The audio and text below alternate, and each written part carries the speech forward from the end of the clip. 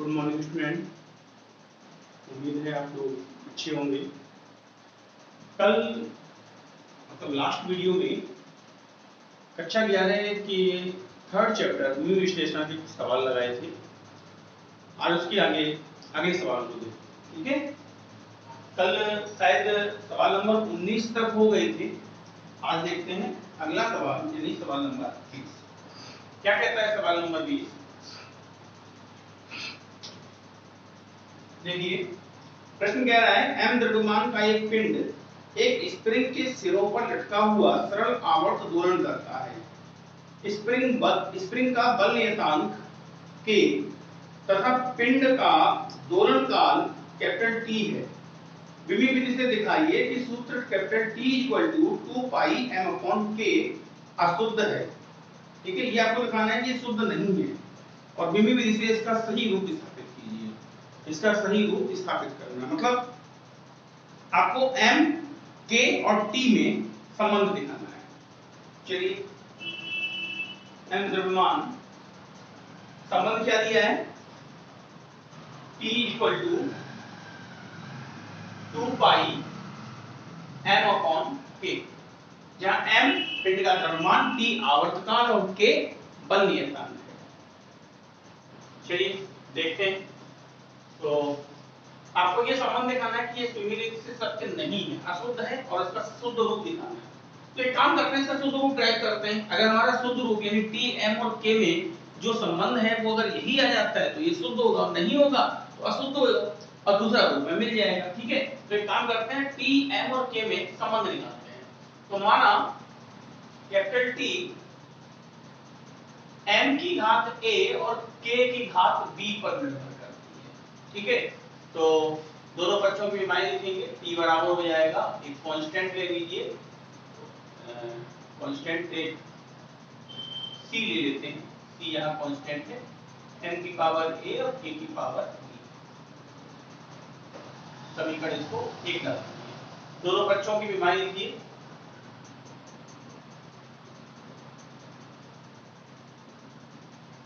विमा लिखने पर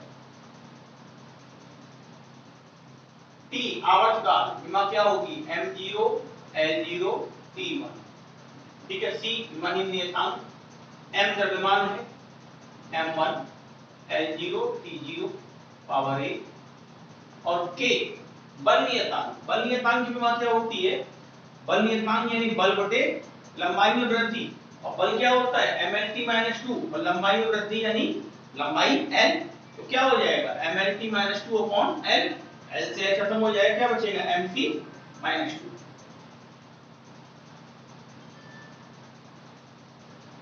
इसकी पावर क्या है b। दोनों पक्षों में पहले यहां देख लीजिए, m की पावर क्या आ जाएगी, इधर आएगा a और इधर 1 है तो हो जाएगा प्लस b। l की पावर 0 है, कोई फर्क नहीं पड़ेगा, और t की पावर इधर तो 0 हो गया, इधर बचा -2b। ठीक है, इधर हमको दिया है m0 L0 T1, तो m की पावर इधर a + b है और इधर 0। घातों की तुलना करो, घातों की तुलना करने पर घातों की तुलना करते हैं तो क्या मिलता है, a + b = 0, और t की घात देखेंगे तो -2b = 1, तो b = हो जाएगा, ये -2 इधर जाएगा तो 1/-2 यानी -1/2। ठीक है, b की घात क्या, b का मान क्या है -1/2, इसका मान अगर यहां रखेंगे समीकरण में तो यहां से हमको a मिल जाएगा -b, यानी a = -1/2 यानी प्लस का 1/2। तो हमको a और b के मान मिल गए। ठीक है, ये मान उठाओ समीकरण 1 में रखते हैं, तो समीकरण 1 से t c n की पावर 1/2, a का मान 1/2 था और k का मान था -1/2, b का मान। ठीक है, तो t की पावर हो जाएगी -1/2। इसको अगर आप सही से लिखें तो हो जाएगा c × m/k की पावर 1/2। इसलिए t बराबर आ जाएगा c √ m/k तथा c बराबर पाई, तो दे रखा है 2 पाई है ना, तो हम ये मान हमको यहाँ से 2 पाई मान होगा इसका। तो इसलिए t बराबर क्या आ जाएगा 2 pi root m upon k। ठीक, तो इसका मतलब हमारा शुद्ध रूप जो होगा वो आएगा t equal to 2 pi root m upon k, और हमको जो दे रखा है m अपॉन k वो अशुद्ध है, तो लिख दोगे अतः दिया गया व्यंजक p बराबर 2 pi m upon k, 2 pi m upon k अशुद्ध है तथा शुद्ध रूप p बराबर 2 pi root m upon k होगा। ठीक है, चलिए अगला प्रश्न देखिए 21 क्या कह रहा है, सरल आवर्त गति से दोलन करने वाले पिंड की ऊर्जा कैपिटल E उसके द्रव्यमान m, आवृत्ति n और दोलन आयाम a पर निर्भर करती है, विमीय विश्लेषण विधि द्वारा सिद्ध कीजिए। क्या कह रहा है कि जो ऊर्जा है वो किस पर निर्भर कर रही है, द्रव्यमान पर। मान लिया द्रव्यमान की घात a पर निर्भर करती है, आवृत्ति की घात b पर निर्भर करती है और आयाम की घात c पर निर्भर करती है। ठीक है, अब यहां से जो घात हैं a b c इनके मान निकालेंगे, इससे पहले विमा रखते हैं, दोनों पक्षों में विमा रखने, इसको समीकरण 1 डाल दो, लिख लो कि दोनों पक्षों की विमा लिखने का, विमा लिखने का क्या हो जाएगा E ऊर्जा, ऊर्जा की विमा क्या होगी, जो कार्य की होगी, क्योंकि कार्य का मात्रक भी जूल, ऊर्जा का मात्रक भी जूल है ना, तो अगर दोनों की मात्रक जूल है इसका मतलब मात्रक समान है तो विमाएं भी समान होंगी, तो विमा क्या होगी, इसकी विमा हो जाएगी mL2T-2 और इधर क्या आ जाएगा m यानी द्रव्यमान, केवल m रहेगा, L0 T0 विमा घात a, आवृत्ति, आवृत्ति क्या होती है प्रति सेकंड यानी हर्ट्ज, हर्ट्ज या प्रति सेकंड इन t-1, तो इसका क्या मिलेगा m0 L0 T-1 पावर, आप इसको ना भी लिखो इतना तो काम चल जाएगा। आयाम, आयाम के लिए क्या होगा, आयाम यानी पाठ्यसिद्ध की एक और तय किया गया अधिकतम विस्थापन आयाम कहलाता है, तो आयाम क्या है विस्थापन है, विस्थापन यानी लंबाई, लंबाई के लिए l घात c।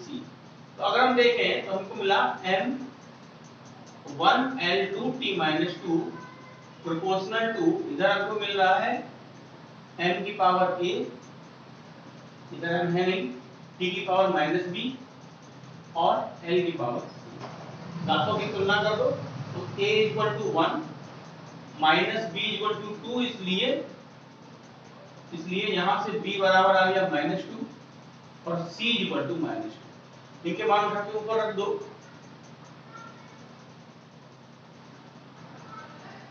तो क्या सिद्ध करना था,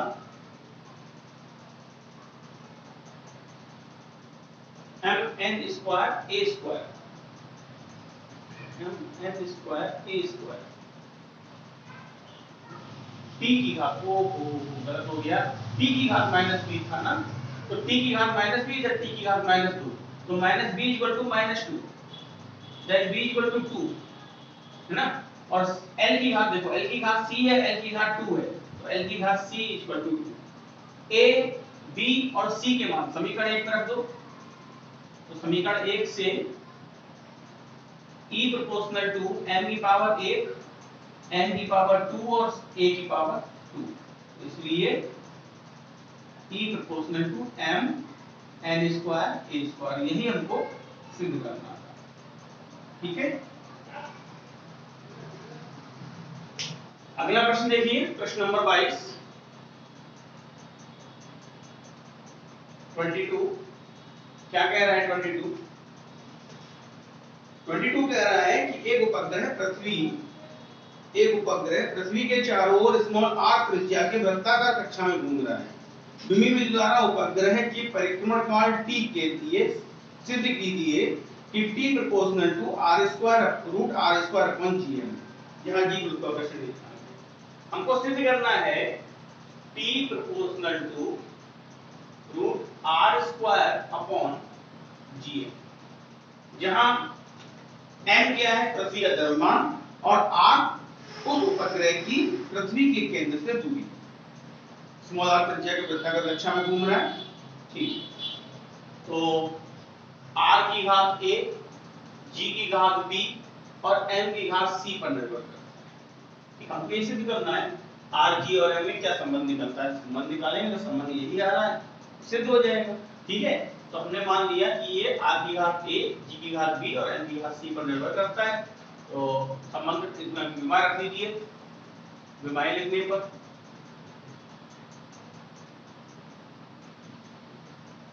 विमाएं लिखोगे तो क्या आएगा, t की विमा तो केवल t होगी, यानी m0 l0 t1 है ना, प्रोपोर्शनल टू r। r क्या है, दूरी यानी लंबाई, त्रिज्या।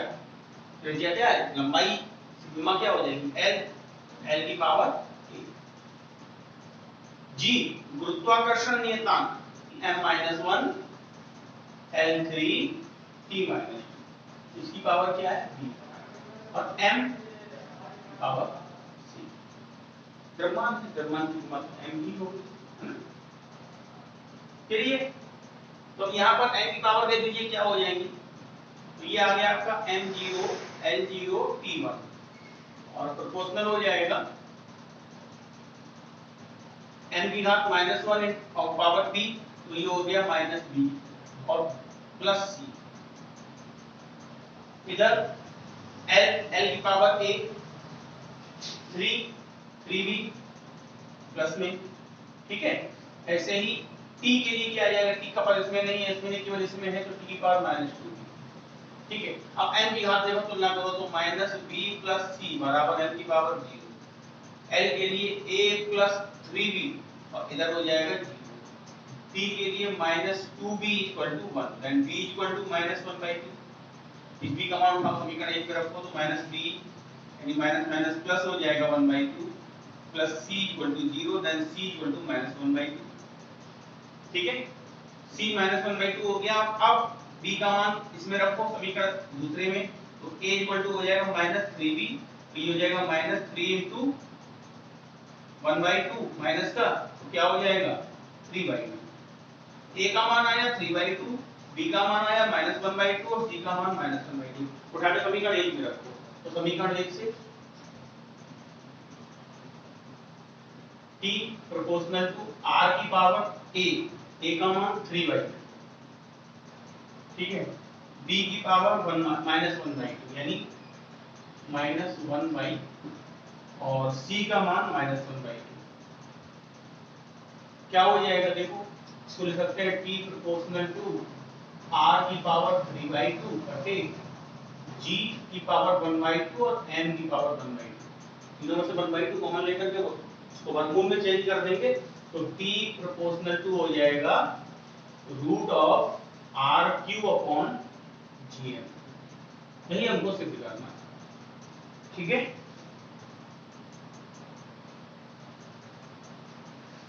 इसके बाद अगला प्रश्न देखिए, प्रश्न नंबर 23 क्या कह रहा है।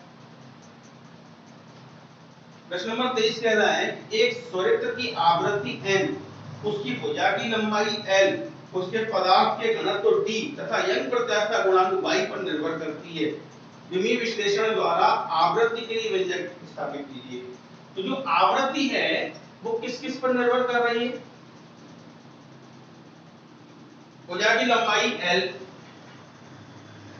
उसके पदार्थ के घनत्व d, यंग प्रत्यास्थता गुणांक y। ठीक है, इन तीन चीजों पर निर्भर करती है। तो क्या करना है, मान लिया इसकी पावर a, इसकी पावर b और इसकी पावर c पर निर्भर करती है। बस इसी तरीके से इनके मान निकाल दो, मान रख दो, आंसर आ जाएगा। तो n बराबर एक कांस्टेंट ले लेते हैं k, l की पावर a, b की पावर b और y की पावर c। समीकरण मान रखो आवृत्ति, ये बताया था पीछे आवृत्ति के लिए क्या होगा, आवृत्ति यानी हर्ट्ज प्रति सेकंड t-1, तो हो जाएगा m0 l0 t-1। के कांस्टेंट विमाहीन देता है, l लंबाई, ठीक है, l क्या था, उसकी भुजा की लंबाई। तो भुजा की लंबाई l के लिए विमा क्या होगी, केवल कैपिटल l की पावर a। घनत्व द्रव्यमान बटे आयतन यानी ml-3 पावर b। यंग प्रत्यास्थता गुणांक, यंग प्रत्यास्थता गुणांक का क्या होगा विमा, l minus 1 t minus 2 power c। देखिए तो क्या हो जाएगा, इधर m की पावर क्या आ रही है b और इधर आ रहा है c, यानी b प्लस c। इधर देखो l की घात क्या हो रही है, l की घात इधर a है, इधर l की घात minus 3 into b minus 3b, और इधर क्या आ रहा है माइनस 1 इंटू c, तो माइनस c। अब t की घात देखो, इधर तो है नहीं, इधर है नहीं, इसमें क्या है माइनस 2, तो minus 2c। m0 l0 t minus 1 क्या हो जाएगा, b plus c 0, a minus 3b minus c 0, minus 2c minus 1, then c equal to 1/2। c का मान मिला, इसको उठा के b प्लस c में रखो तो यहां से b बराबर हो गया माइनस c, तो यानी कि b इक्वल टू हो गया माइनस 1/2।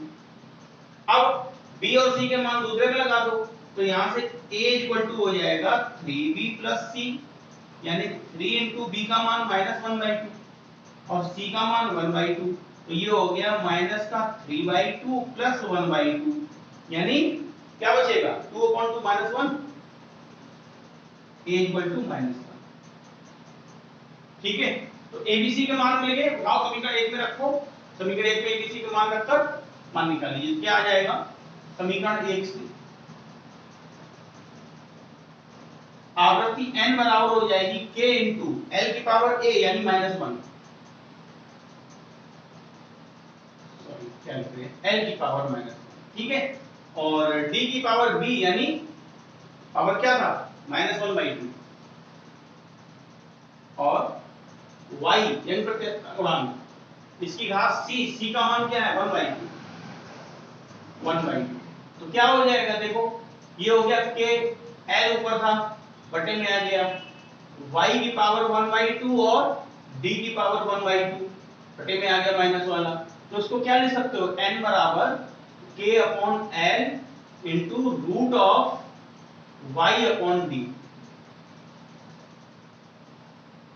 ठीक है, ये आपका आंसर हो जाएगा k upon l into root of y upon d। प्रश्न नंबर 24 देखिए, 24 में क्या दे रहा है कि किसी नली में प्रवाहित द्रव का क्रांतिक वेग क्रिटिकल वेलोसिटी, नली की त्रिज्या r, द्रव के घनत्व ρ तथा द्रव की श्यानता गुणांक ईटा पर निर्भर करता है। विमीय विधि से इनके मध्य संबंध ज्ञात कीजिए। तो हमने ये मान लिया कि जो द्रव का क्रांतिक वेग है वो नली की त्रिज्या r की घात a पर, द्रव के घनत्व पर, घनत्व की घात b पर और द्रव के श्यानता गुणांक की घात c पर निर्भर करता है। तो बस इनके मध्य संबंध निकालना, मतलब इनके लिए आप abc के मान निकाल लो। तो मान लिया bc बराबर एक कांस्टेंट आ गया k, r की पावर a, रूट की पावर b, नीचे की पावर c, दोनों पदों की दोनों पक्षों की मान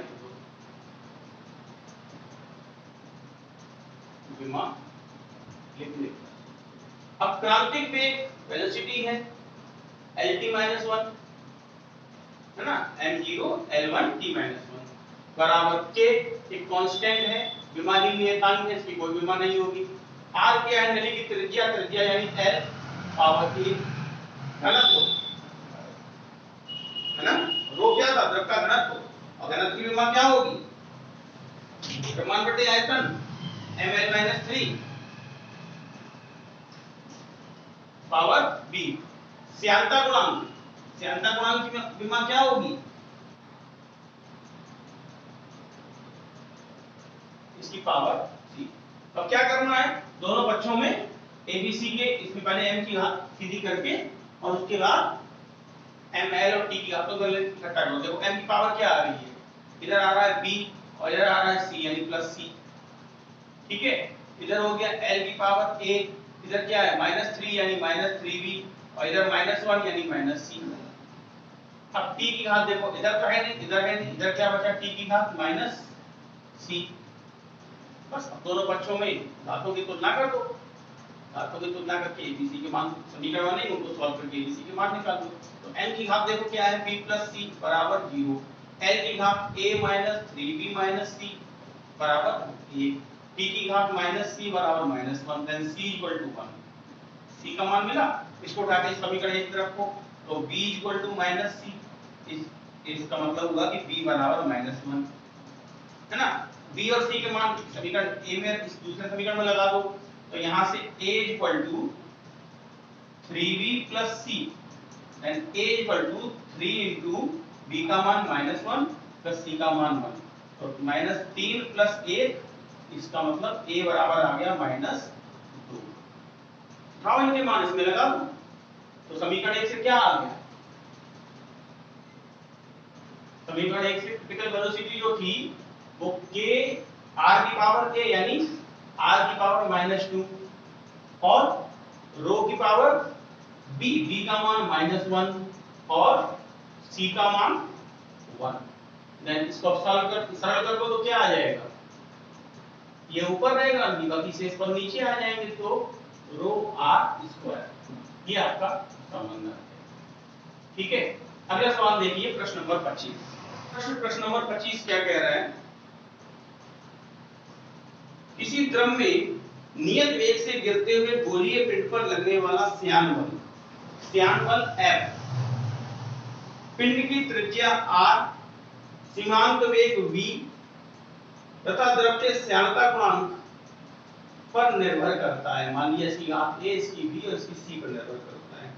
तो विमी विधि से F के लिए सूत्र स्थापित कीजिए। सेम इसी तरह करना, दोनों कक्षों की विमाएं रखेंगे, तो विमा रखने पर क्या मिलेगा, अगर हम ये मान लें कि F बराबर कांस्टेंट k है, r की पावर a, v की पावर v एंड k की पावर c, विमाएं लिख दो।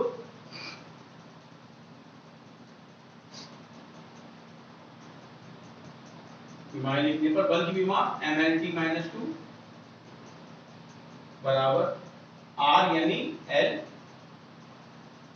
वेग यानी lt-1 पावर v और ईटा यानी ml-1 t-1 पावर c। करिए करके देखिए यहाँ क्या आ जाएगा, m की पावर c, ओनली c है, l की power a plus b minus c and t की power minus b minus c, m1 l1 t-1। तो अब क्या हो जाएगा, m की पावर यहाँ से c बराबर 1 आ गया, सीधा आंसर दे दिया, a plus b minus c equal to 1 और minus b minus c equal to minus 2, दोनों पदों में माइनस हटा दो तो यहाँ से b प्लस c बराबर 2 आ गया, c का मान रख दो 1, तो b इक्वल टू आ जाएगा 1। ठीक है, b और c के मान इसमें लगा दो, तो यहाँ से a इक्वल टू आ जाएगा a प्लस b का मान 1 माइनस 1 इक्वल टू 1, ये कैंसिल हो गए, तो इसलिए a बराबर 1। तीनों का मान एक एक आ गया, उठा के समीकरण एक में लगा दो, तो समीकरण एक से आंसर क्या आ जाएगा, आंसर आ जाएगा F बराबर k इंटू r v। ठीक है, अब यहाँ k जो है वो कांस्टेंट है और इसका मान 6 पाई होता है। ठीक है, आपको अगर नहीं मालूम है तो आप यहीं तक छोड़ सकते हैं, लेकिन अगर वो मालूम है तो लिख देंगे जहां k 6 पाई ज्ञात है, वो पहले से ज्ञात है, अतः f बराबर 6 पाई r v